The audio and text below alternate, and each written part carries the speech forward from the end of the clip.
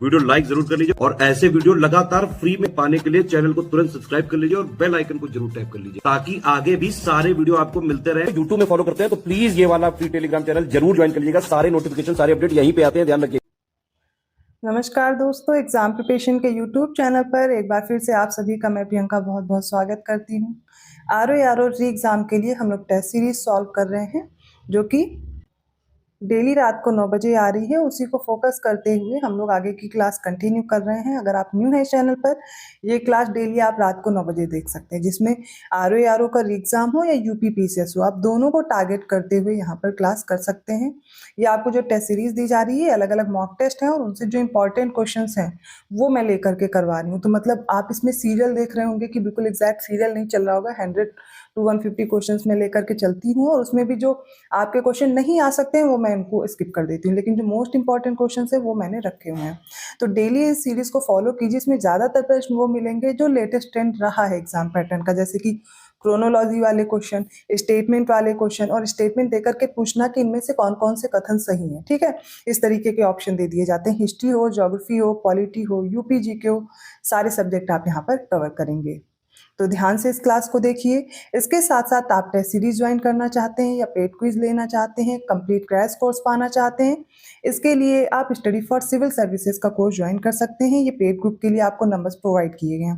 WhatsApp message के through या call करके आप जानकारी ले सकते हैं। कोशिश कीजिए अभी जो आप पढ़ रहे हैं उसको रिवाइज कीजिए, साथ में अच्छे से प्रैक्टिस कीजिए। और प्रैक्टिस के लिए आपको टेस्ट सीरीज अवेलेबल कराई जा रही है, जो कि आपको पता है जो अभी लेटेस्ट ट्रेंड रहा है यूपीपीएससी का और बदलता जा रहा है, तो उसके अकॉर्डिंग आप खुद को तैयार कीजिए। आप वही पैटर्न फॉलो कीजिए, ना कि आप अलग से ऐसा कंटेंट पढ़ रहे हो जो आपके एग्जाम के लिए इंपॉर्टेंट भी ना हो और आपका टाइम वेस्ट हो जाए। ठीक है, तो आपको अब इतना पता होगा, आप एग्जाम देते हुए इतना समझ गए होंगे कि आपको कैसा ट्रेंड और पैटर्न रहा है और कैसे आपको कंटेंट अपना चूज करना है। ठीक है, इसके अलावा मैं जानकारी देना चाहूँगी, अगर आप कोर्स लेना चाहते हैं स्टडी फॉर सिविल सर्विसेज का तो ऐप डाउनलोड कर लीजिए। ऐप से आपको कोर्स मिल जाएगा जिससे आप आसानी से परचेज कर पाएंगे और ज्ञान सर कूपन कोड अप्लाई करेंगे तो डिस्काउंट भी मिल जाएगा। जरूरी नहीं है आप कोर्स ही परचेज कर रहे हैं तभी आप तैयारी कर सकते हैं। अगर आप सेल्फ स्टडी कर रहे हैं तो टेस्ट सीरीज ले लीजिए या फिर जो यूट्यूब पे स्टडी फॉर सिविल सर्विसेज का चैनल है उसे फॉलो करते रहिए, वहां पर आपको टेस्ट सीरीज प्रोवाइड की जा रही है। ठीक है, तो दोनों आपके पास ऑप्शंस अवेलेबल हैं, आप जैसे भी मेहनत कर सकते हैं उस तरह तैयार कीजिए। इस चैनल पर आपको जीएस के जो इंपॉर्टेंट कंटेंट है जैसे कि टॉपिक वाइज है वो दोपहर 1 बजे आता है और रात को 9 बजे प्रैक्टिस कराई जा रही है। ठीक है, तो ये प्रैक्टिस की क्लास में कंटिन्यू कर रही हूँ। आप डेली ऐसे ही क्वेश्चन देख सकते हैं जो मोस्ट इंपॉर्टेंट है और रेगुलर अगर आप इसको फॉलो कर रहे हैं ना, रिवाइज कर लेंगे डेफिनेटली, जैसे कि अभी पीसीएस के पेपर में भी क्वेश्चन थे और ऐसे आगे भी मिलेंगे आपको। ठीक, चलिए स्टार्ट करते हैं क्लास। 136 क्वेश्चन है, हमें सही उत्तर देना है। इसमें सारे स्टेटमेंट देखिए फिर करेक्ट ऑप्शन चूज करना है। सबसे पहला स्टेटमेंट है माइटोकॉन्ड्रिया को पावर हाउस ऑफ सेल बोलते हैं। नेक्स्ट है जो लाइसोसोम है इसे suicidal bag of the cell बोलते हैं। राइबोसोम को साइट ऑफ प्रोटीन सिंथेसिस बोलते हैं, मतलब यहाँ पर प्रोटीन संश्लेषण होता है, प्रोटीन का निर्माण होता है। केंद्रक या फिर न्यूक्लियस को ब्रेन ऑफ द सेल बोलते हैं। इनमें से कौन से स्टेटमेंट करेक्ट है? तो देखिए इसका राइट आंसर हो जाएगा ऑप्शन डी, मतलब सारे ही स्टेटमेंट करेक्ट हैं। ऐसा क्यों है? क्योंकि देखिए माइटोकॉन्ड्रिया में एनर्जी का फॉर्मेशन होता है एटीपी के फॉर्म में, इसीलिए इसको कोशिका का पावर हाउस बोलते हैं। नेक्स्ट है जो लाइसोसोम है, ये कोई भी फॉरेन पार्टिकल है, अनवांटेड पार्टिकल है, उसको खत्म करने के लिए पहले वो उसको खा लेता है, इनगल्फ कर लेता है, फिर उसी के साथ खुद भी खत्म हो जाता है और इसी को बोलते हैं कोशिका की आत्मघाती सेल। ये मतलब कि जो वेस्ट मटेरियल है उनके साथ ही डिस्ट्रॉय हो जाती है। फिर राइबोसोम, राइबोसोम एक ऐसा सेल का पार्ट है जहाँ पर प्रोटीन की सिंथेसिस होती है, मतलब प्रोटीन का निर्माण होता है, इसलिए इसे प्रोटीन संश्लेषण का आवास बोलते हैं या फिर इसको बोल सकते हैं जहाँ पर प्रोटीन का निर्माण हो रहा है। फोर्थ है कोशिका के अंदर एक न्यूक्लियस होता है। ठीक है, ये जैसे कोशिका है, कोशिका के अंदर भी न्यूक्लियस होता है जो कि इसका ब्रेन कहलाता है। ठीक है, रेगुलेट करता है इसको। यहाँ पर करेक्ट आंसर इसीलिए हम लोग चूज कर रहे हैं ऑप्शन डी, सारे स्टेटमेंट करेक्ट है। 137 क्वेश्चन देखिए, फिर से करेक्ट ऑप्शन चूज करना है और कई सारे स्टेटमेंट हैं जो कि काफी इजी है। देखिए समझिए और सही उत्तर का चयन करेंगे। आप पहले वीडियो पॉज किया करिए फिर अपना आंसर देखा कीजिए। ठीक है, तो पहला स्टेटमेंट है शरीर में जो प्रतिवर्ती क्रियाएं हैं, ठीक है, रिफ्लेक्स एक्शंस हैं, वो रीढ़ की हड्डी द्वारा नियंत्रित होती है, स्पाइनल कॉर्ड के द्वारा नियंत्रित होती है। नेक्स्ट स्टेटमेंट है कठोर गेहूं में ग्लूटेन नामक प्रोटीन कम मात्रा में होता है, जबकि नरम गेहूं में ग्लूटेन अधिक मात्रा में होता है। तो ग्लूटेन एक तरह का प्रोटीन है जो गेहूं में पाया जाता है, जिसके बारे में ये इंफॉर्मेशन इसमें दी गई है। सोचिए और आंसर कीजिए। थर्ड है लाइकेन का निर्माण शैवाल और कवक इनके कॉम्बिनेशन से होता है, जिसे हम म्यूचुअलिज्म बोलते हैं। फोर्थ है सांपों की विष ग्रंथियां कशेरुक प्राणियों की लाल ग्रंथियों के समान है। जैसे कि वर्टिब्रेट्स में लाल ग्रंथियां होती हैं, ठीक उसी प्रकार सांपों में बोला जा रहा है कि वेनम ग्लैंड्स हैं, विष की ग्रंथियां, जिनसे वो जैसे लार सिक्रीट होती है वैसे ही वो विष निकलता है उनमें से। फिफ्थ है कपास फलों में स्थित बीजों की बीज आवरण से जुड़े रेशों से प्राप्त होता है। जो कॉटन है वो कहाँ से ऑब्टेन होता है? जो फाइबर अटैच्ड होता है सीड से, सीड कोड से वहां पर लोकेट होता है, उसी से ये एक्सट्रैक्ट किया जाता है। बताइए इनमें से कौन सी स्टेटमेंट करेक्ट है। सबसे पहला स्टेटमेंट देखिए, तो शरीर में जो भी रिफ्लेक्स एक्शन है, आपने 10th तक सभी बच्चों को मैं मान के चल रही हूँ आपने साइंस पढ़ा होगा, तो बस जो आपसे क्वेश्चन पूछे जाएंगे वो 10th लेवल तक ही आपकी साइंस को जज किया जाता है, ना कि आपसे बहुत ही टफ क्वेश्चन आते हैं साइंस में। तो आप जो क्वेश्चन ये कराए जा रहे हैं अगर इतने भी कर लेते हैं तो भी आसानी से सॉल्व हो जाएंगे। तो शरीर में जो रिफ्लेक्स एक्शन है वो होता है स्पाइनल कॉर्ड के थ्रू, वही कंट्रोल करता है। पहला स्टेटमेंट बिल्कुल करेक्ट है। अब हम देखते हैं कि जो वीट है, गेहूं में ग्लूटेन प्रोटीन होता है, बिल्कुल होता है, लेकिन जो कठोर हार्ड वीट होता है उसमें जो प्रोटीन होता है ग्लूटेन प्रोटीन वो ज़्यादा होता है, जबकि नरम गेहूं में कम होता है, और ये स्टेटमेंट गलत हो जाएगा, इसीलिए ध्यान रखिएगा। लाइकेन क्या होता है? ये किससे फॉर्म होता है? कॉम्बिनेशन होता है एल्गी और फंगस का, ठीक है, इसी को म्यूचुअलिज्म भी बोला जाता है, ये सही है। सांपों में विष ग्रंथियां होती हैं जैसे कि लाल ग्रंथि होती है, ठीक उसी प्रकार होती हैं, बिल्कुल सही है। और कपास फलों में स्थित जो बीज होते हैं उनके आवरण सीड कोट से जुड़े जो रेशे होते हैं, फाइबर होते हैं, उनसे प्राप्त किया जाता है, ये भी करेक्ट है और राइट आंसर हो जाएगा ऑप्शन ए। मैं देखिए एक एक स्टेटमेंट बहुत अच्छे से एक्सप्लेन करने की कोशिश कर रही हूँ जिससे आपको याद रहेगा। अब दोबारा आप ऐसे प्रश्नों को देखें तो ये गलत नहीं होने चाहिए। 138 क्वेश्चन है, सारे स्टेटमेंट फिर से देखिए। साइंस के हम लोग कुछ क्वेश्चन सॉल्व कर रहे हैं। जो एजोला है ये एक तरह का एक्वेटिक फर्न है, जलीय फर्न, जो जल में होते हैं उनको बोलते हैं एक्वेटिक, जलीय फर्न है। जो बैक्टीरिया होता है एनाबेना एजोला, इसकी मदद से नाइट्रोजन स्थिर करके उपज क्षमता को बढ़ाने में मदद करता है। नेक्स्ट है कुनैन। कुनैन एक तरह का प्राकृतिक सफेद क्रिस्टली क्षारीय है, और इसका उपयोग किसमें करते हैं? जो जोड़ों के दर्द होते हैं, प्रियान रोग होते हैं, ठीक है, प्रायन डिजीज जो होती है उनके क्योर के लिए करते हैं। थर्ड है विटामिन के, इसका रासायनिक नाम होता है फिलोक्विनोन या इसे निप्टोक्विनोन भी बोलते हैं, और ये जो रुधिर सावरोधी होता है, मतलब एंटी ब्लीडिंग सब्सटेंस की तरह कार्य करता है। कौन सा स्टेटमेंट करेक्ट है? देखिए जो एजोला है वो एक तरह का एक्वेटिक फर्न है, बिल्कुल सही दिया गया है, और ये नाइट्रोजन फिक्स करता है। नाइट्रोजन फिक्स करने की इसमें कैपेसिटी होती है, जिससे ये उपज क्षमता को बढ़ाने में मदद करता है, बिल्कुल सही है, ठीक है। नेक्स्ट है जो कुनैन है, कुनैन एक तरह का प्राकृतिक सफेद क्रिस्टलीय क्षारीय होता है, एल्कलॉइड होता है।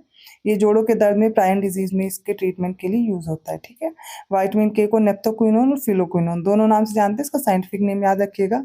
आप देखते हैं आपकी बॉडी में जब भी कभी घाव लगता है, कोई चोट लगता है तो ब्लीडिंग होने लगती है, लेकिन कुछ समय बाद खुद ही क्या होता है, रक्त जम जाता है, ब्लीडिंग नहीं होती, थक्का जम जाता है।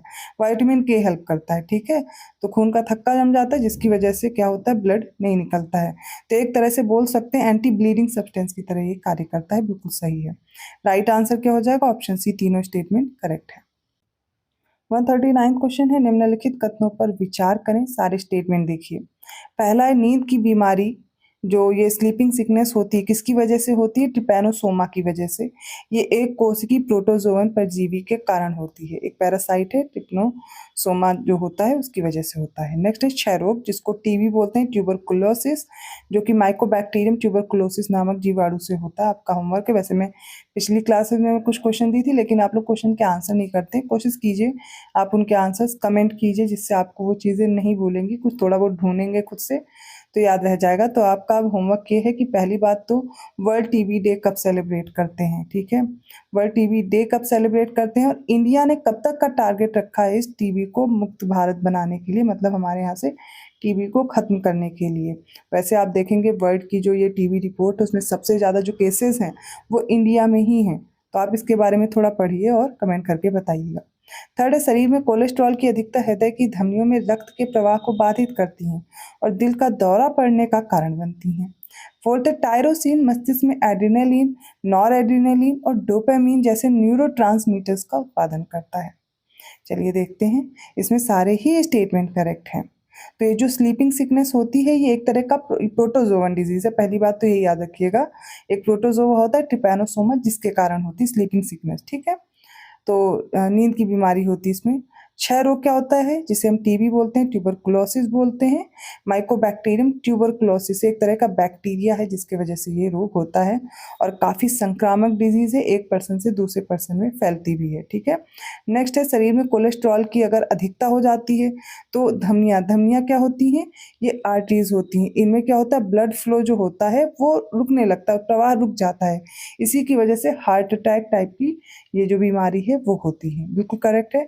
और जो टायरोसिन होता है, ठीक है, ये मस्तिष्क में एड्रेनलिन, नॉर एड्रेनलिन और डोपामिन ये न्यूरोट्रांसमीटर्स को क्या करता है, प्रोड्यूस करता है। बिल्कुल करेक्ट है, सारे स्टेटमेंट सही हो जाएंगे।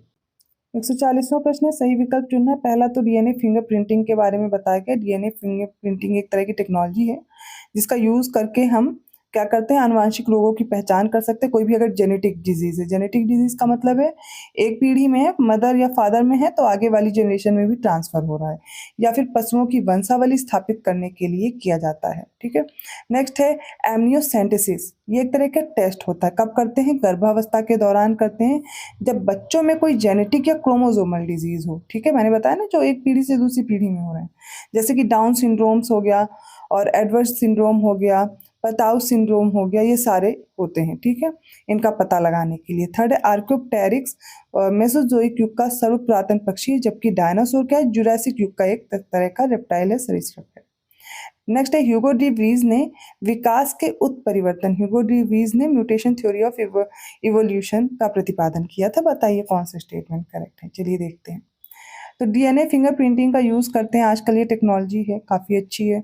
जो पैटर्निटी टेस्ट होता है किसी बच्चे का, जिसमें हम पता लगाते हैं कोई इसको जेनेटिक डिसऑर्डर है या उसकी जेनेटिक जो आनुवांशिक रोग रहे पहले से वो ट्रांसफ़र ना हो पाए, उनके क्योर करने के लिए होता है। पशुओं की वंशावली भी देखने के लिए। इवन डीएनए फिंगरप्रिंटिंग की वजह से अब तो आजकल जो यूज़ हो रहे हैं, जैसे कि कोई क्राइम हो रहा है तब भी ये यूज़ होते हैं, ठीक है। और एमनियोसेंटेसिस एक तरह का टेस्ट है जो बच्चों में होता है, जब प्रेगनेंसी होती है उसी टाइम होता है, कि कोई जेनेटिक डिसऑर्डर तो नहीं, कोई क्रोमोसोमल डिसीज तो नहीं बच्चे में। तो उसके लिए जैसे बहुत सारी डिजीज़ होती हैं, डाउन सिंड्रोम हो गया, ठीक है, ये सारी। और आप देखेंगे जो कुछ डिजीजेस आती हैं जैसे कलर ब्लाइंडनेस, और ये सब एक पीढ़ी से दूसरी पीढ़ी में ट्रांसफ़र होती हैं, तो इससे पता चल जाता है। आर्क्योप्टेरिक्स के बारे में दिया गया, थर्ड स्टेटमेंट देखते हैं, ये इनकरेक्ट हो जाएगा। आर्क्योप्टेरिक्स क्या है, ये है जुरासिक युग का सरीसृप, ठीक है, सबसे पुराना पक्षी है। और माफ़ कीजिएगा, ये जो आर्क्योप्टेरिक्स है जुरासिक युग का सर्व पुरातन पक्षी, जबकि जो डायनासोर है ये मेसोजोइक युग का एक सरीसृप है, याद रखिएगा, ठीक है। तो ये स्टेटमेंट इनकरेक्ट है। और ह्यूगो डी व्रीज ने म्यूटेशन थ्योरी ऑफ इवोल्यूशन दिया था, करेक्ट है। राइट आंसर ऑप्शन है पहला, दूसरा और चौथा स्टेटमेंट बिल्कुल सही है। अगला जो क्वेश्चन है वो यूपी जीके से है कि हाल ही में 4 और उत्पादों को भौगोलिक संकेतक प्रदान किया गया है, जैसे कि इसमें दिया गया बागपत का होम फर्निशिंग है, अमरोहा ढोलक है, उरई का हस्त निर्मित कागज है और बाराबंकी का हैंडलूम है। इनमें से कौन से करेक्ट है? तो देखिए इसमें बागपत का होम फर्निशिंग है, अमरोहा ढोलक भी है, लेकिन ये जो हस्त निर्मित कागज है उरई का नहीं है, ये कालपी का है और बाराबंकी का हैंडलूम है। राइट आंसर होगा ऑप्शन बी 1, 2, 4। अगला प्रश्न है, मुख्य सचिव दुर्गा शंकर मिश्र की अध्यक्षता में गठित एक उच्च स्तरीय समिति ने हाल ही में यूपी राज्य में किन 4 नए निजी विश्वविद्यालयों की स्थापना की मंजूरी दी है? केडी यूनिवर्सिटी मथुरा, गांधी विश्वविद्यालय ललितपुर, अजय कुमार गर्ग विश्वविद्यालय गाजियाबाद और Chandigarh university Unnao. Right answer देखिए इसमें केडी यूनिवर्सिटी मथुरा की है, गांधी विश्वविद्यालय ललितपुर नहीं झांसी का है, अजय कुमार गर्ग विश्वविद्यालय गाजियाबाद का और चंडीगढ़ यूनिवर्सिटी है उन्नाव की। Right answer option B 1, 3, 4। Next question देखिए, पहला स्टेटमेंट है यूपी सरकार द्वारा हाल ही में राज्य के मिर्जापुर, सोनभद्र और महाराजगंज जिले में जनजातीय संग्रहालय की स्थापना की गई है। सेकंड है विजयपुर औरैया फूलपुर पाइपलाइन परियोजना का हाल ही में मोदी जी द्वारा उद्घाटन किया गया है। थर्ड है हरित हाइड्रोजन उत्पाद समर्पित अत्याधुनिक क्वांटम तकनीक हाल ही में बीएचयू द्वारा विकसित की गई है। इसका करेक्ट आंसर होगा ऑप्शन सी, तीनों स्टेटमेंट करेक्ट है। 144 क्वेश्चन देखिए, यूपी कैबिनेट ने हाल ही में उत्तर प्रदेश जगत गुरु रामभद्राचार्य दिव्यांग राज्य विश्वविद्यालय अध्यादेश 2023 को मंजूरी दी है। सेकंड है यूपी सरकार ने हाल ही में बुंदेलखंड स्थित ललितपुर में राज्य के पहले फार्मा पार्क की स्थापना की मंजूरी दी है। थर्ड है यूपी के मुख्यमंत्री ने हाल ही में आगरा के इंदिरा गांधी प्रतिष्ठान में यूपी मातृभूमि योजना का शुभारंभ किया है। सही उत्तर बताना है। राइट आंसर होगा ऑप्शन डी। पहला और दूसरा कथन सही है, तीसरा गलत है क्योंकि ये जो स्थान दिया गया गलत है। यहाँ पे आगरा नहीं, यहाँ पे लखनऊ होगा। 145 क्वेश्चन देखिए। पहला स्टेटमेंट है यूपी में छात्रों के लिए समान अवसर सुनिश्चित करने के लिए हाल ही में हर बच्चे के लिए हर अधिकार अभियान शुरू किया गया है। बिल्कुल सही दिया गया। सेकंड है बुंदेलखंड एक्सप्रेसवे को हाल ही में यूपी के पहले सौर एक्सप्रेसवे के रूप में विकसित किया गया है। करेक्ट है। थर्ड है रेलवे बोर्ड की अतिरिक्त सदस्य वित्त सौम्या माथुर ने हाल ही में पूर्वोत्तर रेलवे की पहली महिला महाप्रबंधक के रूप में कार्यभार संभाला है। ये भी सही है, इसलिए सही उत्तर हो जाएगा ऑप्शन सी। 146 क्वेश्चन है, सही विकल्प चुनिए। पहला स्टेटमेंट है भोजपुरी पूर्वी यूपी, पश्चिमी बिहार और उत्तरी झारखंड में बोले जाने वाली एक लोक भाषा है। सेकंड है राष्ट्रीय जैविक खेती केंद्र फरीदाबाद यूपी में स्थित है। थर्ड है कृषि अनुसंधान परिषद लखनऊ यूपी में है।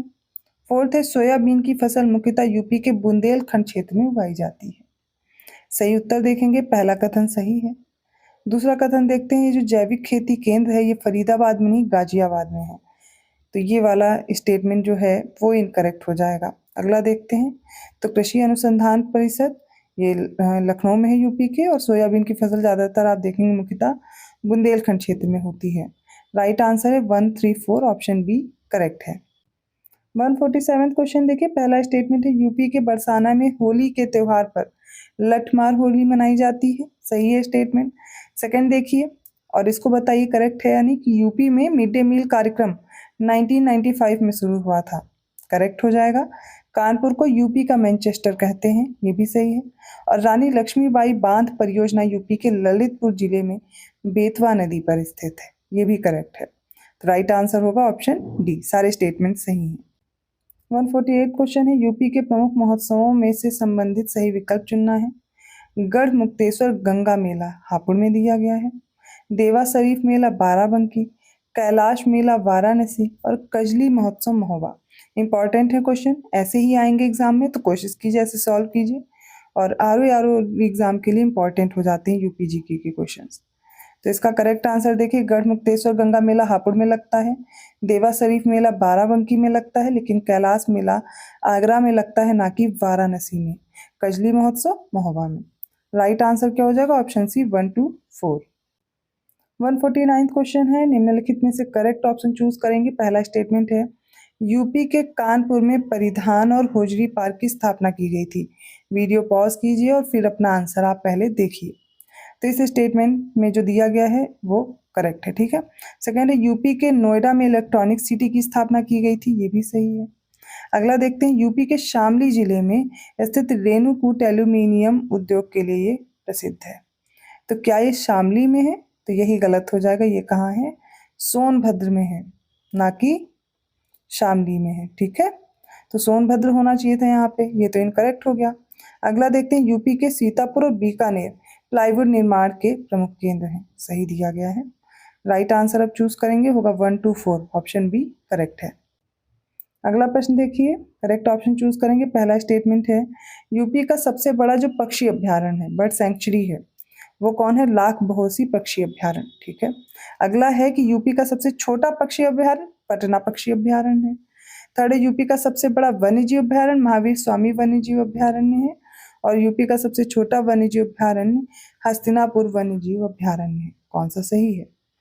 पहला स्टेटमेंट करेक्ट है। सबसे लार्जेस्ट बर्ड सेंचुरी की बात की जाएगी तो लाख बहोसी हो जाएगा, और सबसे छोटा हो जाएगा पटना पक्षी अभ्यारण्य। इतना तो करेक्ट है। आगे देखिए, सबसे बड़ा वन्यजीव अभ्यारण्य वाइल्ड लाइफ सेंचुरी है हस्तिनापुर, और सबसे छोटा होगा कौन सा? महावीर स्वामी। बाकी स्टेटमेंट करेक्ट है, ऑप्शन ए सही होगा। तो ये आज के इंपॉर्टेंट क्वेश्चंस हो गए। आई होप आपको समझ में आए होंगे। किसी भी क्वेश्चन में दिक्कत है, कहीं भी कंफ्यूजन है, कमेंट करके आप पूछ सकते हैं। वीडियो अच्छा लगा तो प्लीज़ लाइक जरूर कीजिए, चैनल को सब्सक्राइब कीजिए और लोगों को शेयर करते रहिए। ऐसे ही क्वेश्चंस के साथ मैं न्यू वीडियो में मिलूंगी। और आपको ये वीडियो कैसे लग रहे हैं, क्लासेस में क्वेश्चन कैसे लग रहे हैं, किस लेवल के हैं, आपके लिए हेल्पफुल हैं या नहीं, कमेंट करके ज़रूर बताइए। और ये जो नंबर्स हैं ये आपके पेड कोर्स के लिए हैं। तो अभी एक ठीक स्ट्रैटेजी के साथ, जो कि इस चैनल पे आपको स्ट्रैटेजी प्रोवाइड की गई है, ज्ञान सर ने वीडियो प्रोवाइड की है, जिसके हेल्प से आप अपनी तैयारी कंटिन्यू कर सकते हैं, बेहतर कर सकते हैं और इन दिए गए नंबर्स पे आप जानकारी ले सकते हैं अपने पेड कोर्स के लिए और ज्वाइन कर सकते हैं। कोई अन्य जानकारी चाहिए तो ये नंबर हैं, इन पे आप व्हाट्सएप मैसेज या कॉल कीजिएगा। ठीक है, बाकी कोई इन्फॉर्मेशन चाहिए तो आप कमेंट करके पूछ सकते हैं। मैं मिलती हूँ अगली क्लास में, तब तक के लिए धन्यवाद।